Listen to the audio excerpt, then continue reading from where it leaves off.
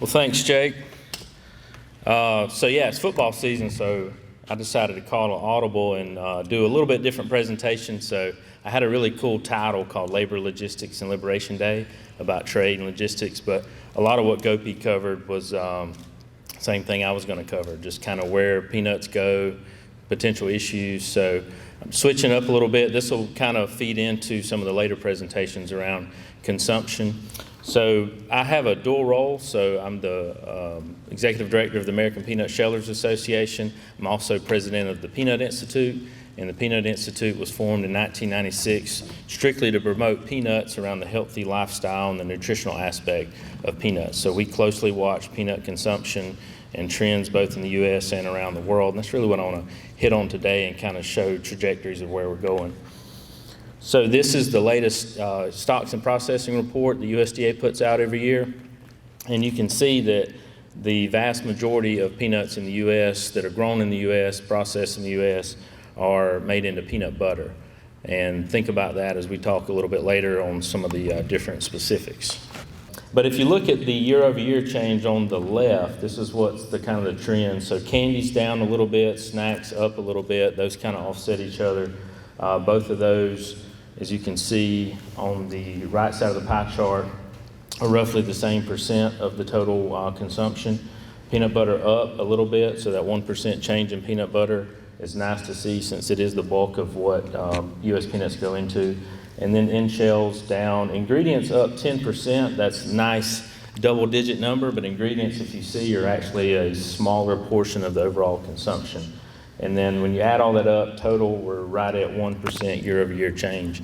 This is data from ending of the marketing year. So USDA marketing year ends July 31st, and this was put out in August. If you look at the total consumption of peanuts, this is basically not per capita. I'll get into the per capita consumption in a minute, but total consumption of peanuts, you can see there's been nice steady increases, and then we'll have a couple year dip and then steady increases. And hopefully, fingers crossed, we are coming out of that dip now. You can see the nice spike there during COVID. Most everybody knows during COVID, everyone was at home. It was pretty obvious talking with our manufacturing partners, peanut butter sales were going up, and then now we've kind of seen that come down, and then this latest numbers, we're hopefully going back in the correct direction. And again, this is total, all U.S. peanuts, all categories, all types. If you look strictly like what we said at candy, so candy peaked several years ago and has been trending down, and that plays into what I'll talk about in a little bit with GLP-1s and consumption. Snacks, as I mentioned, was up this year, but from its historic peak, it's actually down. You can see probably 10 years ago, peanut snacks peaked. Peanut butter, again, this is the big of all the consumption. This is the largest single category, so this is one we watch really closely. It's up a little bit, but still not from where its peak was 2-3 years ago around COVID. And then peanut ingredients, so folks always have questions, what are peanut ingredients? So this could be, think of PB2 out of Tifton, that would be something like an ingredient, a powder, other things like that. It had a nice run up and it's come back down and then it's kind of going back up. I think that's just determined by whatever the manufacturers, if they introduce a new product, they ramp up, maybe demand cycles out for that new product. And then in-shell consumption, so I should have mentioned earlier, when you look at in-shell consumption, you're pretty much only looking at Virginia-type peanuts, so we don't grow those here in Georgia, but our sheller members also handle Virginia-type peanuts. These are your larger ballpark-type peanuts. Those have been relatively steady. You can see kind of ups and downs. I think a lot of that's probably related to the size of the crop and then what's actually available in the market. This is the number everyone in the industry kind of looks at per capita consumption, so the latest numbers we have, we didn't recalculate based on that August data.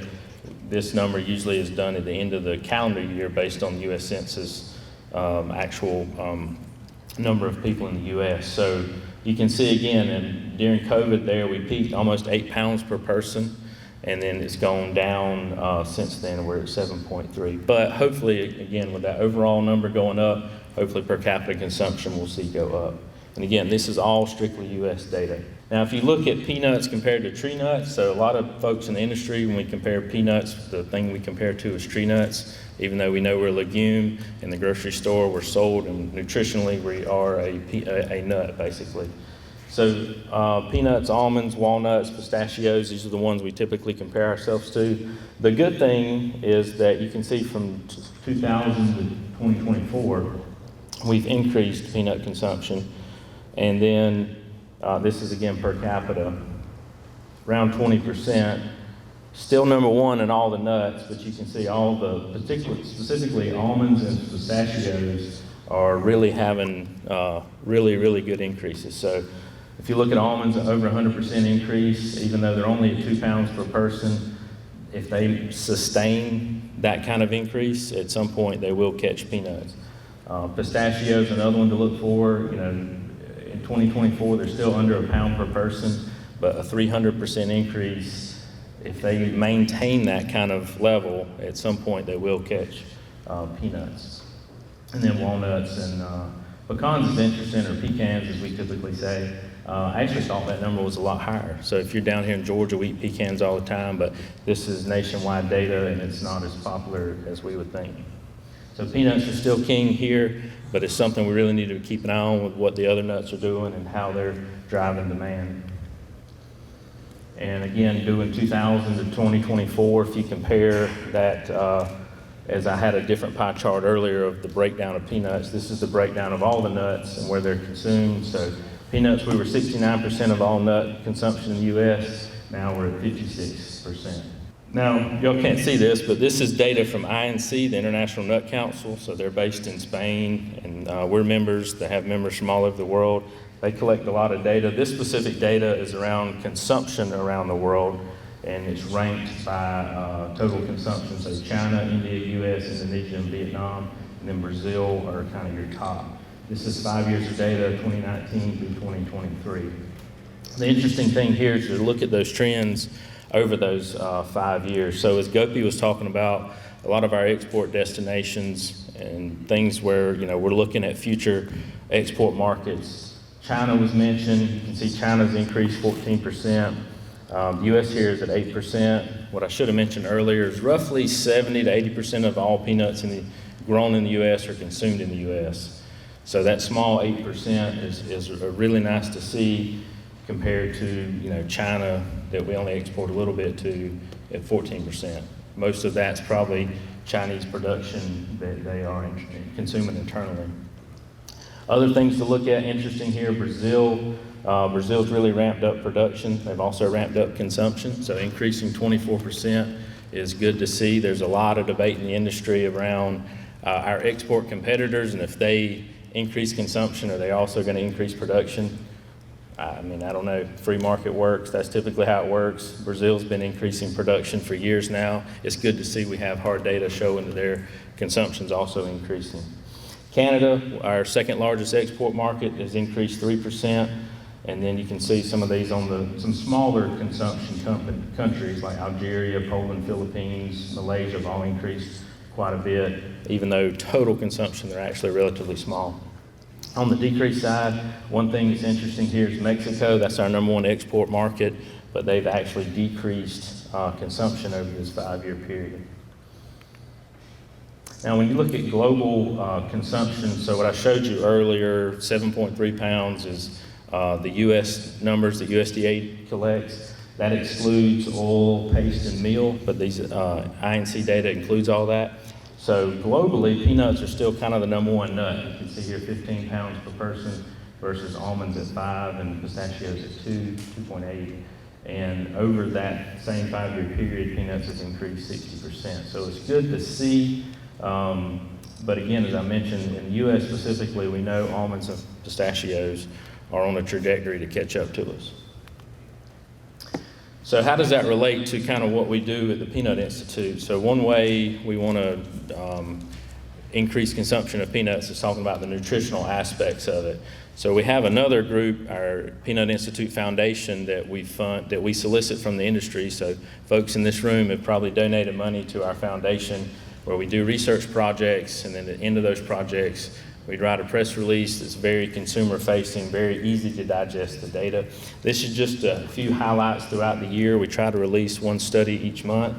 The one that was the best performer this year so far is the polymer release. So this was a study looking at polymer length and I'm definitely not a scientist. I'm an economist by training, so I'll try to explain telomere length. My understanding is it's a marker on a chromosome that over time gets shorter. So what the study showed is that consuming peanuts decreases the rate of that getting shorter. So it still gets shorter, but it gets shorter over time, gets shorter less. The speed, I guess, is less. Easiest way to explain it.